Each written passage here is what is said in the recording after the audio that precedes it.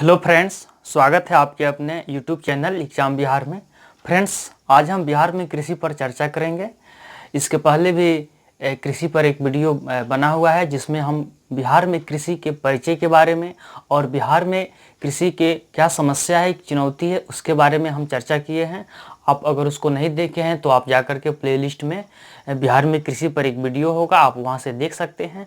आज हम इस टॉपिक में चर्चा करेंगे कि बिहार में कृषि के पिछड़ेपन के वो कारण के बारे में कि क्या कारण है कि बिहार में कृषि पिछड़ापन है। बिहार एक कृषि प्रधान राज्य होते हुए भी बिहार क्यों कृषि में पिछड़ा हुआ है। साथ ही हम ये भी देखेंगे कि कृषि के पिछड़ेपन के दूर करने के उपाय के बारे में, यानी कि हम कृषि से संबंधित यहाँ पे दो टॉपिक के बारे में चर्चा करेंगे कि बिहार में कृषि के पिछड़ेपन के कारण क्या है। साथ ही ये भी देखेंगे कि इसके दूर करने के उपाय हैं, और उपाय भी दो तरीके से कि सरकार के द्वारा कौन कौन से प्रयास किए जा रहे हैं, यानी कि सरकारी प्रयास को भी देखेंगे। साथ में हम अन्य उपाय को भी देखेंगे कि अन्य उपाय यानी कि सरकार के इतर अगर किस प्रकार से उपाय करनी चाहिए ताकि कृषि का विकास हो सके। फ्रेंड्स, यह बहुत ही महत्वपूर्ण है क्योंकि बीपीएससी के जो जीएस पेपर 2 है और उसके जो द्वितीय खंड है, जो अर्थव्यवस्था के खंड होते हैं, उसमें कृषि बहुत ही इंपॉर्टेंट टॉपिक है और इससे जुड़े हर बार प्रश्न पूछे ही जाते हैं, चाहे वो किसी प्रकार से जोड़ करके पूछा जाए। और अगर आप 64वीं बीपीएससी साक्षात्कार की भी तैयारी कर रहे हैं तो यह जो बिहार में कृषि है यह बहुत ही महत्वपूर्ण है, क्योंकि यह मेंस और इंटरव्यू दोनों लिहाज से इससे जुड़े प्रश्न पूछे भी गए हैं और इस बार भी पूछे जाने की संभावना है। तो आइए हम इसके बारे में चर्चा करते हैं। देखिए, बिहार में कृषि के पिछड़ेपन के कारण हम यहाँ पे देखेंगे कि कौन कौन से कारण हैं। सबसे अगर प्रमुख कारण है तो बिहार में कृषि जोत का आकार है वो बहुत छोटा है। जो हम कहते हैं कि छोटा छोटा खेत का टुकड़ा है, जिस कारण कृषि करने में क्या परेशानियां होती है। जैसे कि अगर कोई हम यंत्र लेके जा रहे हैं, यानी कि बड़ा कोई गाड़ी लेकर के जा रहे हैं, तो छोटे होने के कारण उसमें वो अच्छे तरीके से नहीं चल पाता है। यानी कि 83% जो है बिहार के लघु एवं सीमांत कृषक हैं, यानी कि जो किसान है यहाँ का देखा जाए तो 83% लघु एवं सीमांत किसान है। ये लघु एवं सीमांत किसान वो किसान कहलाते हैं जिनके पास जो खेत की भूमि होती है, यानी कि टुकड़ा होता है, वो 1 हेक्टेयर से कम होता है। यानी कि अगर 1 हेक्टेयर से कम टुकड़ा है तो वह लघु एवं सीमांत किसान के अंतर्गत आते हैं। अब हम यहाँ पे देखेंगे कि आखिर बिहार में प्रति व्यक्ति हेक्टेयर के हिसाब से हम यहाँ पे देखिए, हम यहाँ पे तुलना करके देखेंगे कि बिहार में, भारत में और विश्व में किस प्रकार से है। आपको इसको यूज कर सकते हैं। अगर आप मेंस का आंसर राइटिंग कर रहे हैं या करना है तो आप इसको एक ग्राफ के माध्यम से भी दिखा सकते हैं, या एक प्रकार से इसको डेटा के रूप में दिखा सकते हैं कि बिहार में जो है वो 0.4 है, यानी कि प्रति व्यक्ति हेक्टेयर है। देखिए, बहुत कम है। वहीं भारत का देखा जाए तो 1.4 है, और अगर वैश्विक स्तर पर देखा जाए तो वह 4.4 है। यानी कि इससे यह पता चलता है कि बिहार में काफ़ी संख्या में लघु एवं सीमांत कृषक है, जिसका एक कारण यह भी है कि कृषि जोत का आकार छोटे होने के कारण यहाँ पिछड़ापन है। उसके बाद देखिए, आपदा है, ये भी बहुत ही प्रमुख है, क्योंकि आपदा है बिहार में बाढ़ और सूखा है। जैसे कि उत्तर बिहार के क्षेत्रों में अगर देखा जाए तो हम हर वर्ष लगभग बाढ़ आती है। अभी वर्तमान में भी बाढ़ जैसी स्थिति बनी हुई है। अगर आप देखिए, गंडक नदी के किनारे गोपालगंज सिवान के क्षेत्रों में, चंपारण के क्षेत्रों में, और दक्षिण बिहार में सूखे की समस्या होती है और कुछ ओलावृष्टि भी होता है। तो अगर देखा जाए तो बाढ़, ये सूखा, ये बहुत ही प्रमुख कारण है बिहार में कृषि को पिछड़ेपन का, क्योंकि इससे फसलों की बहुत ही बर्बादी होती है, जान माल की क्षति भी होती है। उसके बाद है उत्पादकता कम है, क्योंकि उत्पादकता कम इसलिए है कि यहाँ के पूंजी निवेश भी कम है और कृषि करने के जो तरीके हैं वो पुराने तरीके हैं, परंपरागत हैं। यही कारण है कि यहाँ का जो प्रोडक्टिविटी है वो बहुत कम है। उसके बाद देखिए, हम देखेंगे कि जल जमाव भी है, क्योंकि बहुत से ऐसे क्षेत्र हैं जहाँ अगर वर्षा होती है, खास करके मानसून में जब वर्षा आती है तो बहुत लंबे समय तक जल जमा होता है। अगर इसको देखा जाए तो ये आम बोलचाल की भाषा में आप जानते होंगे, इसको हम चौर बोलते हैं।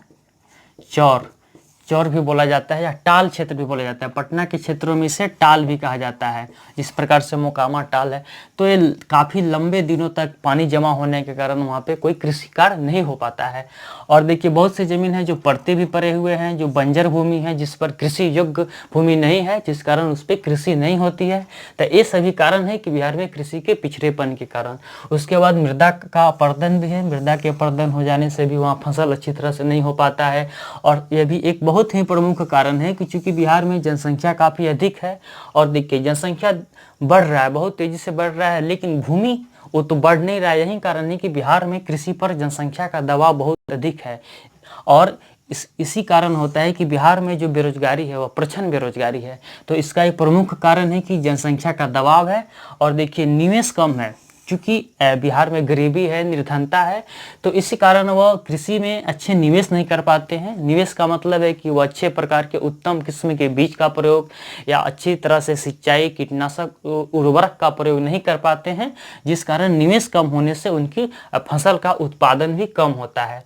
उसके बाद देखिए निर्धनता तो कारण ही परंपरागत कृषि है, नए जो आधुनिक तरीके से जो कृषि होता है, जैसे वैज्ञानिक पद्धति है, उसका अभाव है। आप अगर देखिए पंजाब में, हरियाणा में या पश्चिमी उत्तर प्रदेश के क्षेत्रों में, तो वहाँ का कृषि बिहार के तुलना में काफ़ी आगे है। वहाँ नए नए यंत्र का प्रयोग किए जाते हैं, हालांकि अब इधर भी हो रहा है, लेकिन बिहार बहुत पीछे है अगर देखा जाए तो हरियाणा और पंजाब के माध्यम से। उसके बाद देखिए बिहार में जो सिंचाई है वह पूरी तरह से मानसून पर निर्भर होता है। जब मानसून आएगी तो कृषि होगी अच्छी। मानसून समय से कुछ पहले भी आ सकता है, कुछ लेट से, लेकिन इसके अलावा भी है बिहार में सिंचाई के साधन हैं, नलकूप वगैरह हैं, लेकिन ज़्यादातर किसान जो हैं मानसून पर निर्भर होते हैं। यही कारण है कि एक अन्य विकल्प की तलाश नहीं है, जिस कारण भी ये भी एक प्रमुख कारण है। सिंचाई का अभाव है, नए तरीके का अभाव है।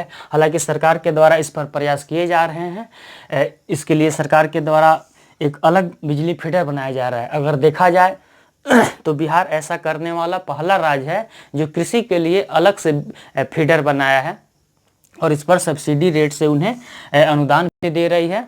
उसके बाद देखिए उचित बीज प्रबंधन का अभाव है, क्योंकि यहाँ जब अच्छे किस्म के बीजों का प्रयोग किया जाएगा तब जा करके ही अच्छे फसल का उत्पादन होगा। और प्रशासनिक उदासीनता भी है, यानी कि कुछ संस्थागत अभाव भी है। चाहे वो भूमि सुधार के क्षेत्र में देखा जाए, पूरी तरह से बिहार में भूमि सुधार लागू नहीं हो पाया है। चकबंदी का भी अगर देखा जाए तो पूरी तरह से चकबंदी लागू नहीं हो पाया है। तो यही सब कारण है कि दोषपूर्ण भू व्यवस्था है। उसके बाद देखिए नकदी फसलों का उत्पादन कम है, क्योंकि जब नकदी फसलों का उत्पादन होता है तो वहाँ कृषि जो आगे होता है, क्योंकि नकदी फसलों के उत्पादन से वो कैश क्रॉप होते हैं, जिन्हें बेच करके किसान को कीमत मिल जाते हैं और उन्हें कीमत मिलने के कारण फिर से वो अपने कृषि में एक अच्छा निवेश कर पाते हैं। लेकिन हमारे बिहार में नकदी फसलों का उत्पादन है, अगर देखा जाए तो कुछ चाय और जूट की होती है और इधर चंपारण के क्षेत्रों में कुछ गन्ने की खेती होती है, तो ज़्यादातर ये कम है। तो नकदी फसलों का उत्पादन कम होने के कारण भी एक कारण होता है कि बिहार में कृषि का पिछड़ापन है। उसके बाद देखिए कृषि आधारित उद्योगों का अभाव, क्योंकि अगर देखिए कृषि आधारित उद्योगों का अभाव बिहार में बहुत कम है। बिहार एक कृषि प्रधान राज्य होते हुए भी अगर कृषि आधारित उद्योगों का विकास होता तो इस प्रकार की कृषि की जाती, ताकि जिनका कच्चे माल के रूप में उद्योगों में प्रयोग किया जाए, तो इस प्रकार से भी हमारी कृषि आगे बढ़ेगी। लेकिन चूंकि इसके बिहार में काफ़ी अभाव है। अगर देखा जाए तो चीनी मिलें हैं, जैसे कि चंपारण के क्षेत्रों में हैं तो चीनी मिल हैं, उसी प्रकार उधर जूट, पटसन, चाय के हैं। तो और भी अगर कृषि आधारित उद्योगों का विकास हो रहा है तो हमारा कृषि का पिछड़ेपन दूर हो पाएगा। और देखिए सहकारी कृषि का भी अभाव है, जो कोऑपरेटिव एग्री कहते हैं, और मिश्रित कृषि का भी अभाव है। ये जो नए तरीके हैं कृषि करने के लिए, इसका अभाव है। कॉन्ट्रैक्ट फार्मिंग का अभाव है, जिस कारण है कि बिहार में कृषि का पिछड़ेपन है। और हरित क्रांति का प्रभाव तो यहाँ पे बिल्कुल पड़ा ही नहीं है, क्योंकि 1966-67 के आसपास में जब हरित क्रांति का समय चल रहा था तो वो सीमित क्षेत्रों में, अगर देखा जाए तो पंजाब और हरियाणा और कुछ उत्तर प्रदेश के पश्चिमी उत्तर क्षेत्रों में, यानी कि बिहार में इसका प्रभाव नहीं रहा। तो ये भी एक प्रमुख कारण हुआ कि बिहार में कृषि के पिछड़ेपन के कारण। अब हम बात करेंगे कि कृषि पिछड़ेपन को दूर करने के उपाय, कि कृषि को पिछड़ेपन जो है इसको दूर करने के लिए कौन कौन से उपाय किए जा रहे हैं, सरकारी उपाय क्या हैं, यानी कि सरकार के द्वारा कौन कौन से उपाय किए जा रहे हैं, और अन्य उपाय के बारे में, ताकि हम कौन कौन से उपाय करें ताकि कृषि को पिछड़ेपन को दूर करने में मदद मिल सके। तो अगर देखिए सरकार के द्वारा बहुत सारे उपाय किए गए हैं, लेकिन हम यहाँ पे सिर्फ उन्हीं उपायों की चर्चा करेंगे जो वर्तमान में चल रहा है, क्योंकि अगर इससे प्रश्न पूछे जाते हैं तो वर्तमान संदर्भ में जोड़ करके पूछे जाएंगे, चाहे मेंस हो चाहे साक्षात्कार हो। अगर आपसे इंटरव्यू में भी पूछा गया तो तो इन्हीं चीज़ के बारे में पूछे जाएंगे, जैसे कि कृषि जो हमेशा चर्चा में रहता है या जो करंट का रहता है, जैसे कि कृषि रोड मैप के बारे में पूछा जा सकता है, या इस बार यानी कि बजट 2020-21 में कृषि के लिए क्या प्राथमिकता सरकार के द्वारा की गई है, या सरकार ने कृषि के लिए क्या नया कदम उठाई है, इससे जुड़े प्रश्न पूछे जाएंगे। तो हम सिर्फ उन्हीं पॉइंट के बारे में चर्चा करेंगे जिससे ज़्यादातर प्रश्न पूछे जाएंगे। तो आइए देखते हैं। सबसे पहले कृषि रोड मैप है। बिहार में तीसरा कृषि रोड मैप चल रहा है। अगर देखा जाए तो बिहार ऐसा पहला राज्य है जो कृषि के लिए अलग से एक रोड मैप तैयार किया है और इसका काफ़ी लाभ मिला है। और तीसरे कृषि रोड मैप का इसका 2017 से 2022 तक इसका कार्यकाल है और ये काफ़ी अच्छा तरीके से काम कर रहा है। इसमें जो एक जैविक कॉरिडोर बनाना है, जिसमें जो गंगा नदी के किनारे जितने भी 12 जिले शामिल हैं वहाँ पे यही कॉरिडोर बनाया जाएगा। उसके बाद देखिए सरकार के द्वारा IFS यानी कि इसको हम समेकित कृषि प्रणाली भी बोलते हैं, यानी कि इंटीग्रेटेड फार्मिंग सिस्टम कहते हैं, इस पर भी सरकार के द्वारा कार्य किया जा रहा है। और देखिए मृदा स्वास्थ्य कार्ड है, इसके माध्यम से मिट्टी की जांच की जाती है कि किस प्रकार की मिट्टी है, किस प्रकार के उसमें पोषक तत्व हैं या किन की कमी है, तो उसमें किस प्रकार की कृषि की जाएगी ताकि उसके लिहाज से फसल का उत्पादन अच्छा हो सके। तो ये भी सरकार की प्रयास है। और इस बार का बजट में देखिए 2020-21 के बजट में अगर आप आंसर राइटिंग कीजिएगा तो इन सारी बातों को, अगर तथ्यों को उसमें आप समाहित कर रहे हैं तो आपका उत्तर अच्छा माना जाएगा कि इस बार के बजट में 2020-21 में सरकार के द्वारा कृषि, बागवानी, पशुपालन, मत्स्य पालन इत्यादि को प्राथमिकता दिया है। यानी कि सरकार कृषि और बागवानी इन सभी क्षेत्रों में काफ़ी ध्यान दिया है। अगर देखिए एक बायोटेक किसान हब का निर्माण किया जा रहा है, या जो भागलपुर विश्वविद्यालय है सबौर में, उसके माध्यम से यह बायोटेक किसान हब का निर्माण किया जा रहा है, जो बिहार के 6 जिलों में, बाद में इसको आगे जाके बढ़ाया जाएगा अन्य जिलों में, लेकिन अभी वर्तमान में अगर इसको पायलट के रूप में 6 जिले शामिल है। आप देखिए 6 जिले कौन से हैं। अररिया जिला है, औरंगाबाद है, बांका जिला है, कटिहार है, खगड़िया जिला और पूर्णिया जिला। अगर आप ये 6 जिले से हैं तो आपसे प्रश्न भी पूछा जा सकता है कि सर किसानों से जुड़े आपके ज़िले में कुछ अगर हो रहा है तो आप उसको बताइए। तो अररिया जिला, औरंगाबाद जिला, बांका जिला, कटिहार जिला, खगड़िया और पूर्णिया, इन जिलों में बायोटेक किसान हब का निर्माण किया जा रहा है। उसके बाद देखिए सरकार का ये भी लक्ष्य रखा गया है कि कृषि बाजार संरचना के लिए 124 करोड़ रुपया की राशि खर्च की जाएगी। यानी कि कृषि बाजार संरचना, इसको हम एक प्रकार से कृषि के लिए आधारभूत संरचना कह सकते हैं या कृषि मंडी भी बोल सकते हैं। इसके लिए सरकार के द्वारा 124 करोड़ रुपया खर्च की जा रही है, इस पर कार्य भी हो रहा है। उसके बाद देखिए सरकार जैविक खेती को बढ़ावा दे रही है, और सरकार देखिए जैविक खेती को बढ़ावा देने के लिए सरकार के द्वारा इस पर सब्सिडी भी दी जाती है। 11,500 रुपया प्रति एकड़ के हिसाब से इस पर सब्सिडी दी जाती है। 11,500 रुपया प्रति एकड़ यह सरकार के द्वारा सब्सिडी इनपुट दी जाती है। और देखिए सरकार के द्वारा कृषि में नए नए यंत्रों का प्रयोग करने के लिए, यानी कि कृषि को परंपरागत से ले आधुनिक में बदलने के लिए सरकार के द्वारा 81 प्रकार के कृषि यंत्रों पर अनुदान दिया जा रहा है।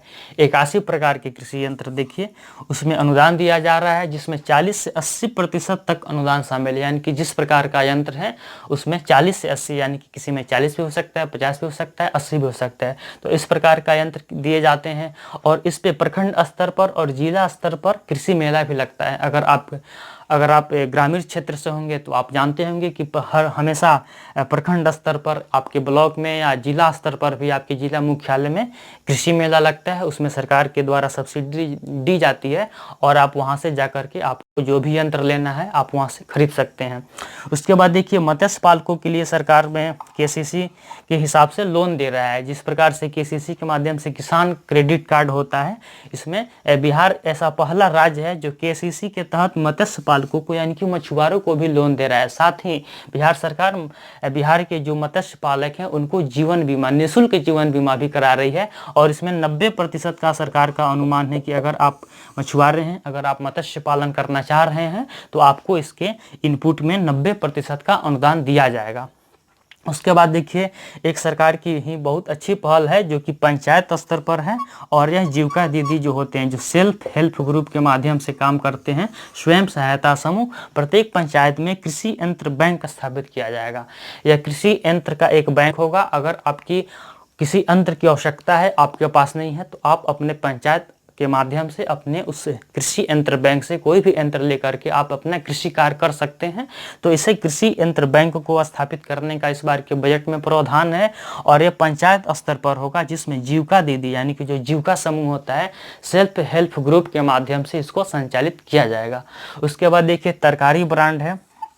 इसके अलावा अन्य भी बहुत से सरकार के द्वारा प्रयास किए जा रहे हैं, लेकिन हम प्रमुखता से उन्हीं चीज़ों को चर्चा कर रहे हैं जो अभी हाल में चर्चा में है। देखिए तरकारी ब्रांड है, इसकी शुरुआत पटना से किया गया कि बिहार के जितने भी अगर सब्जी उत्पादन है, खास करके जैविक कृषि जो हो रहे हैं, या अगर देखिए तो नालंदा के क्षेत्र में ज़्यादा सब्जी का उत्पादन होता है, तो जो सब्जी है उसको तरकारी ब्रांड के नाम से बिहार सरकार के द्वारा तरकारी ब्रांड के नाम से उसको बेचा जाएगा और ये जो मार्केट में बिकता है उससे कम रेट पे मिलता है और अच्छी सब्जी मिलता है। तो ये सब पहले पटना में था, लेकिन अब इसको इस बार बढ़ा करके उत्तर बिहार के कुछ जिलों में, जिसमें पश्चिमी चंपारण, पूर्वी चंपारण, मधुबनी, दरभंगा ऐसे जिलों में शामिल किया गया है कि अब तरकारी ब्रांड के नाम से इन जिलों में भी सब्जी बेचा जाएगा। उसके बाद देखिए अगर हम अन्य उपाय की बात करते हैं या सरकारी उपाय थे, तो अन्य उपाय भी कई प्रकार के हैं जिसके माध्यम से कृषि के पिछड़ेपन को दूर करने के लिए प्रयास कर सकते हैं। तो देखिए सबसे पहले कृषि का विविधीकरण, यानी कि कृषि का विविधीकरण किया जाए। अगर कृषि को पिछड़ापन है, कृषि को दूर करना है, तो सिर्फ कृषि पर है नहीं, इसके अलावा जो भी है कृषि के विविधीकरण, जैसे कि मिश्रित कृषि पर ध्यान दिया जाए साथ में, यानी कि कृषि के साथ साथ पशुपालन भी कीजिए तो अच्छा होगा। फिर फसलों का विविधीकरण कीजिए, विभिन्न प्रकार के फसलों को लगाइए, वैसे फसलों को लगाइए जिसमें कम निवेश हो और अच्छा उत्पादन हो, यानी कि नकदी फसलों को आप लगा सकते हैं। जो कैश क्रॉप है आप उसको, जैसे गन्ना है या जो भी है, जूट है, कपास है या हर्बल पौधों को आप कर सकते हैं। उसके बाद देखिए आपदा पर भी नियंत्रण रखना जरूरी है, क्योंकि बाढ़ और सूखा के कारण हमारे फसल बहुत से नष्ट हो जाते हैं। तो आपदा नियंत्रण, साथ ही नदी जोड़ो जो परियोजना चल रही है बहुत ही अच्छी पहल है। इसके माध्यम से बिहार की कोसी और मोची नदी को जोड़ा जा रहा है, ताकि इसके माध्यम से उत्तर बिहार में जो बाढ़ और दक्षिण बिहार की अगर नदियों को जोड़ दिया जाएगा तो उत्तर बिहार की नदियों को पानी दक्षिण बिहार में आने से यहाँ पे सूखा की भी समस्या निपट जाएगा और उत्तर बिहार में बाढ़ से भी। तो ये अच्छी परियोजना है। उसके बाद देखिए सिंचाई है, सिंचाई के अन्य साधनों को भी तलाशा जाए, क्योंकि सिर्फ मानसून पर निर्भर होने से कृषि अच्छी नहीं हो पाएगी और अच्छे किस्म के बीज यानी कि उत्तम बीज प्रबंधन की भी आवश्यकता है। साथ ही उर्वरक और कीटनाशकों का भी प्रयोग, ताकि हमारे फसल नुकसान होने से बचे। और देखिए जैविक कृषि पर, चूँकि सरकार का प्लान है बिहार सरकार का कि हर भारतीय के थाली में एक बिहारी व्यंजन हो, तो जैविक कृषि पर भी सरकार का बल दिया जा रहा है और इस पर भी ध्यान देना है। और सहकारी कृषि करने से मिलजुल कर, यानी कि सहकारी कोऑपरेटिव कृषि करने से अच्छी कृषि होती है और अच्छा उत्पादन होगा और किसानों को लाभ मिलेगा। साथ ही आप बागवानी कृषि कीजिए, फल फूल सब्जी का उत्पादन कीजिए। नालंदा में सबसे अधिक फल सब्जी का और हाजीपुर में देखा जाए तो फल फूल का, तो आप बागवानी और फल फूल का उत्पादन कीजिए, ताकि ये कैश क्रॉप होंगे और ये अच्छी कीमत देते हैं। और हर्बल कृषि, इसका भी बहुत हो रहा है देखा जाए तो, इसमें जैसे कि एलोवेरा है या उस प्रकार के पौधों को इसमें उगाया जाता है जो औषधि के रूप में या सौंदर्य प्रसाधन के रूप में प्रयोग किए जाते हैं। और खाद्य प्रसंस्करण को भी डेवलप किया जाए, ताकि उस प्रकार के फसलों को उत्पादन किया जाए जिसको खाद्य प्रसंस्करण के माध्यम से उसको एक अच्छा उत्पाद तैयार करके उसको आप मार्केट में बेच सकते हैं। उसकी अच्छी ब्रांडिंग हो, अच्छी उसका क्वालिटी हो, अच्छी पैकेजिंग हो, जैसे कि लीची हो, मखाना हो या जो भी हो, सिंघाड़ा हो, या वैसे उत्पादन जिसको खाद्य प्रसंस्करण के माध्यम से एक नया उत्पाद के रूप में तैयार किया जा सके तथा उसको अन्य बाजारों में उसको बेचा जा सके। उसके बाद देखिए नकदी फसलों पे विशेष ध्यान दिया जाए, क्योंकि नकदी फसल जो होते हैं वो कैश क्रॉप है और ये अच्छी कीमत दे जाते हैं।